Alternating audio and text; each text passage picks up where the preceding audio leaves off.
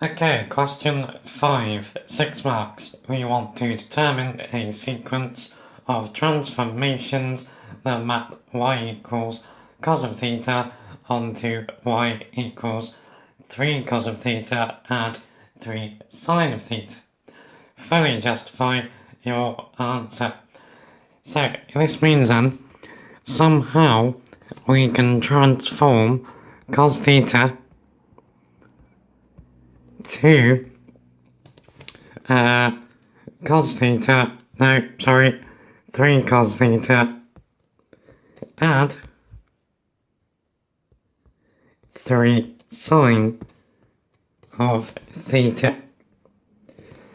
Now that must mean as well then that we can think of 3 cos theta add 3 sine theta as some sort of transformation of cos of theta. So we could say then that there is some transformation r cos of theta plus or minus alpha, and that will give us 3 cos theta add 3 sine theta. Now, if we take a look at our compound angle formulas, then we need to note here that on the right we have 3 cos theta add 3 sine of theta. So we're going to be using then that cos of theta minus alpha is cos of theta times cos of alpha add sine of theta sine of alpha. So r cos theta minus alpha is r cos theta cos of alpha add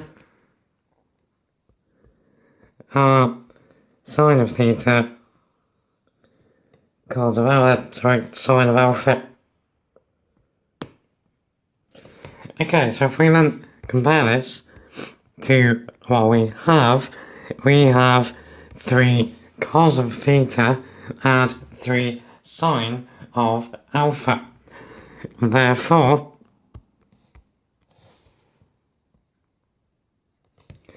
we know then that r cos of alpha is equal to 3 and r sine of alpha is equal to 3.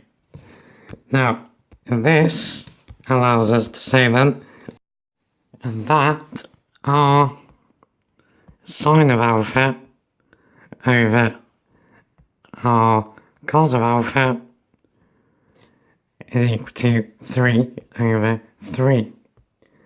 Now the r's cancel out, and sine alpha over cos of alpha tells us then that tan of alpha is equal to 1. So alpha is the inverse tan of 1. Now in radians, that's going to give us pi by 4. Cool. So what we also now need to do is work out the value of r. So we can say that r squared sine squared alpha is equal to 9, and r squared cos of alpha, cos squared of alpha is equal to 9, 2. Now if we add those together, we get r squared cos squared r squared sine squared of alpha add r squared cos squared of alpha is equal to 18. Now if we factorise, we get r squared times sine squared alpha add cos squared alpha is equal to 18. Now sine squared add cos squared is 1. So r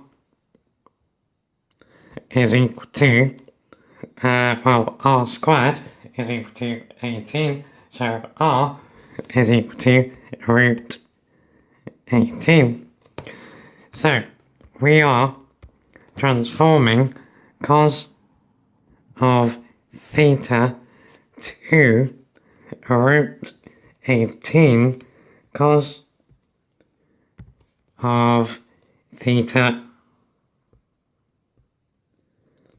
minus pi by 4. So we now need to finish off and say what the sequence of transformations are.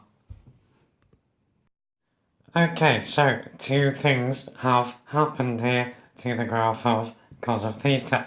So first up, if we transform cos of theta to cos of theta minus pi by 4, then this is a translation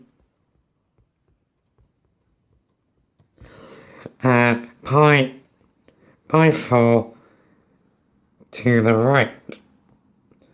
Now if you want the vector for that, the vector would be pi by 4 and then 0 on the bottom. So that's the first translation that's happened, or one of them. Doesn't actually matter what order we do it in. And then mapping cos of theta minus pi by 4 to root 18 cos of theta minus pi by 4 is a stretch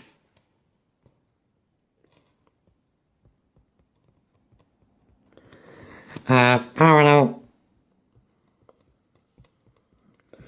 to the y-axis, scale factor root 18. Cool. Okay, then for part B, we want to find the least value and the greatest value of 4. Add 3 cos theta, add 3 sin theta squared. Fully justify your answer. Okay, so from what we did in part A, we know that 4 add 3 cos theta, add 3 sin theta squared is 4 add root 18 cos of theta minus pi by 4 squared. Now this is equal to 4 add root 18, no, there's no root, So we're squaring everything in the bracket, so it's 4 add 18 cos squared of theta minus pi over 4. So all that we need to think of now is what is the greatest and smallest value of cos squared of theta minus pi by 4. So cos can oscillate between 1 and minus 1. But if cos was equal to minus 1, cos squared is still going to be positive 1. So the smallest value of cos squared theta minus pi by 4 is just going to be 0. So the least value of 4 add 18 cos squared theta minus pi by 4, well, that's going to be 4 add 0, so that's just going to be 4. And then, on the flip side, the greatest value of cos squared theta minus pi by 4, well, it's going to be 1. So the greatest